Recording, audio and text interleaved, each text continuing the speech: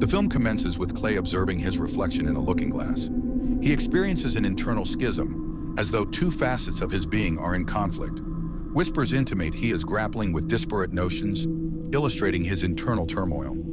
The setting transitions to a therapeutic environment. Clay, accompanied by his significant other, Kaya, endeavors to articulate his vexation. He posits that societal judgment is directed at him due to his identity as a black man, yet he struggles to verbalize his personal emotions. Kaya interjects, asserting that his stress stems from a political fundraising event and an excessive concern for others' perceptions. Clay's phone chimes, agitating Kaya. She contends that his incessant diversions constitute the genuine impediment. The therapist inquires how Kaya's reproaches impact Clay. He attempts to respond, but Kaya interjects that enhanced communication could salvage their partnership.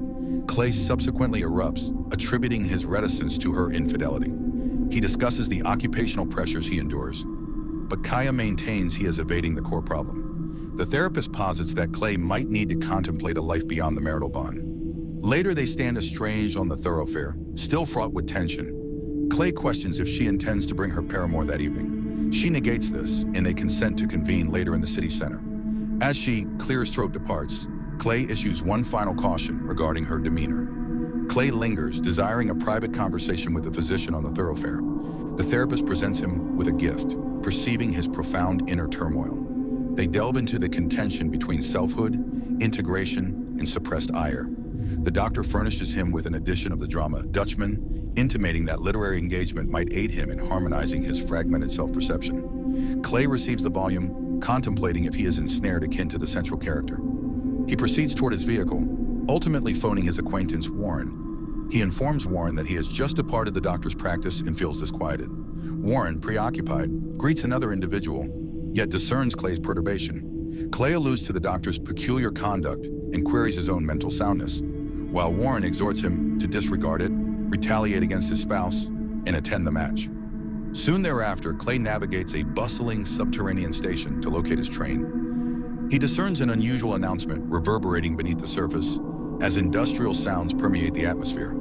He awaits the conveyance and embarks upon the train as it pulls into the platform. Once situated, a female Lula accosts him with an allegation. The conductor declares the terminus as the train advances. But Lula intrudes upon Clay's seclusion, declaring her intent to occupy an adjacent seat.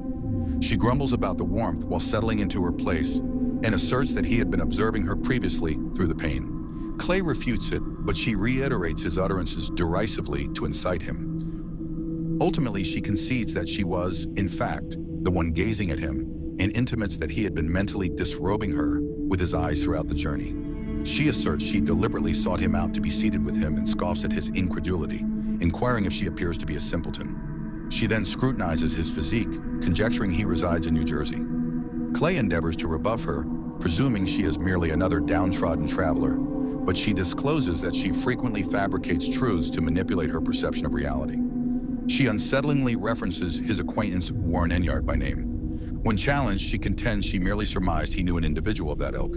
Shifting her approach, Lula queries if he perceives her as captivating. She draws near, inquiring about his genuine sincerity, and presents him with an apple while proffering a provocative proposal.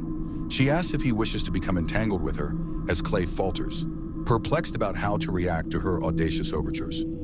As Clay persists in his guarded demeanor, she playfully conjectures he is amorous.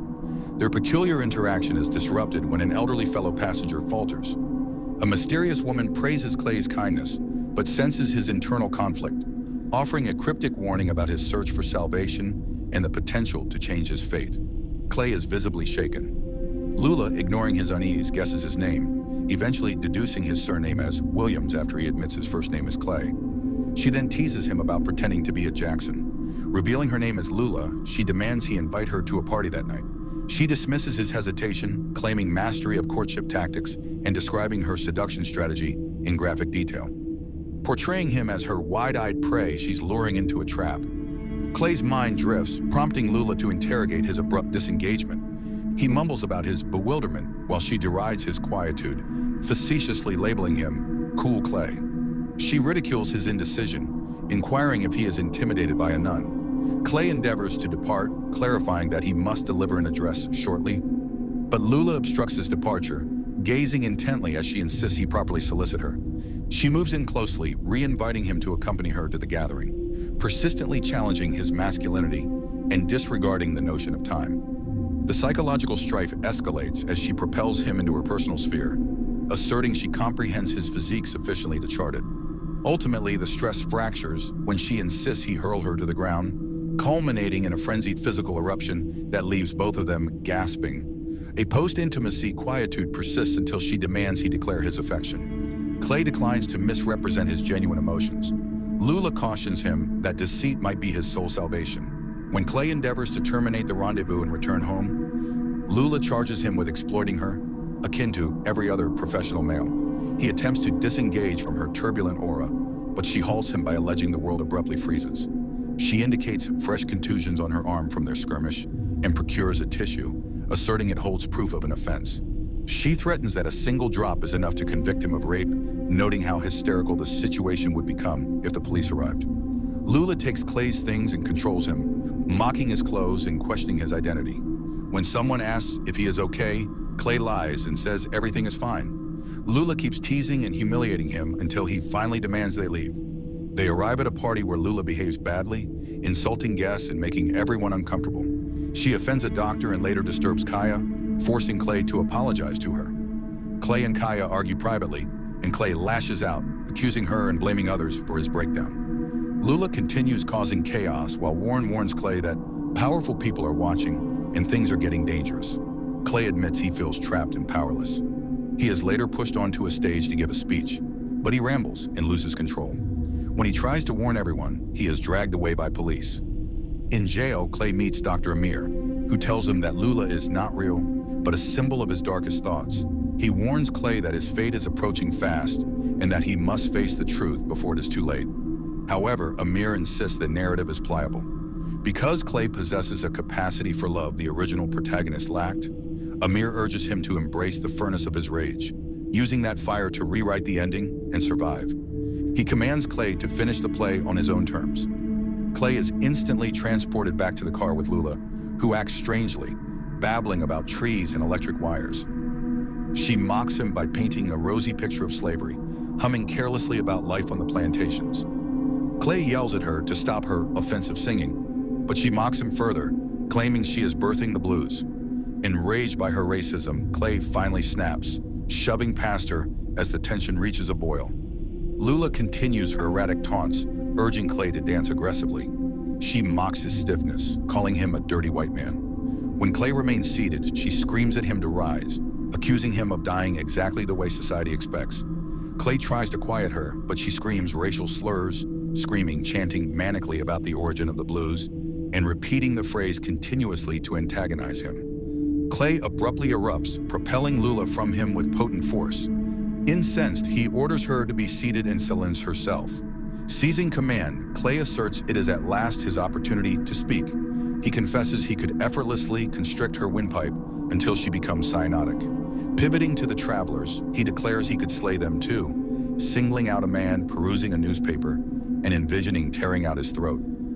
He inquires about the purpose of such an act, labeling them feeble-minded dolts, and insists they cease dictating who he should be. Clay proclaims he possesses the unquestionable prerogative to be whomever he desires, disclosing that others perceive only his polished facade, not his true essence. He admits that his attire is the sole impediment to his ferocious fury.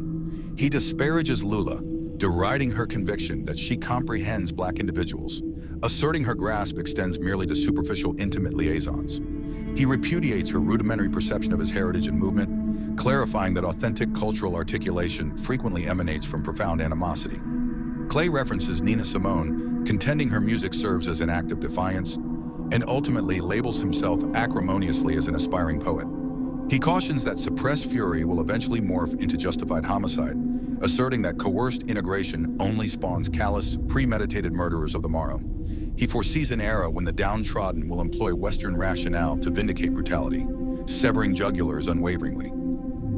Lula disregards Clay's admonition and declares she is finished with him. She abruptly assails him. Clay shouts for aid, yet no one intervenes. Other travelers participate, adhering to the regulations of the conveyance unquestioningly. As Clay tumbles, Lula looms over him, taunting that she is universally adored. Upon the arrival of law enforcement, the narrative shifts to shield Lula, despite an assertion that she initiated the assault. Clay is nonetheless cast as the perpetrator. All becomes disorienting until an inner voice impels him to rise repeatedly.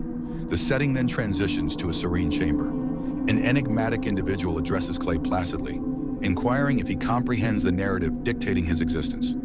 Clay is informed he is adrift, yet a potential escape route might exist. The figure elucidates that the past molds the future, and an identical agony perpetually recurs.